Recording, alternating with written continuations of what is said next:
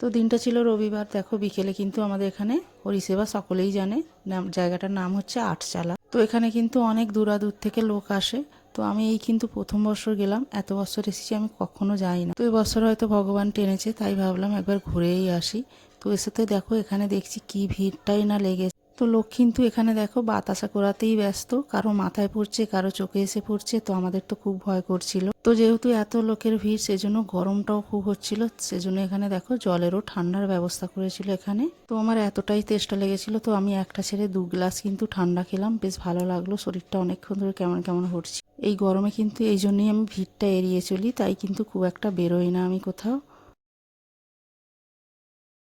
তো এই জিনিসটা আমরা কিন্তু আইবুড়োবেলায় ছোটোবেলায় খেয়েছি, সেই জন্য আর লোভ সামলাতে পারলাম না, এদিকটা এসে দাঁড়িয়ে আমরাও দুটো সুইট কর্ন নিয়ে নিলাম। তো বেশ ভালো লাগলো, বেশ দামও ছিল এগুলো একটু বেশি, যেহেতু বড় বড়।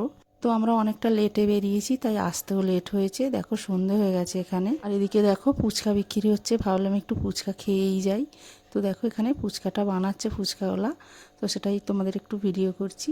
আর বেশ ভালো লাগলো ফুচকা খেতে। ওই যে বললাম না, মেয়েদের কাছে ফুচকাটাই সব থেকে শ্রেষ্ঠ জিনিস, সেজন্য ফুচকাটা আর ছাড়তে পারলাম না। তো ফুচকা খেয়ে আমরা সোজা কিন্তু বাড়ির দিকে রওনা হলাম। তো দেখো এদিকে ফুচকাটা মেখে ভালো করে আলু টালু দিয়ে তেঁতুল জল দিয়ে খেয়ে নিলাম। তো ভিডিওটা ভালো লাগলে একটা লাইক দিও। টাটা।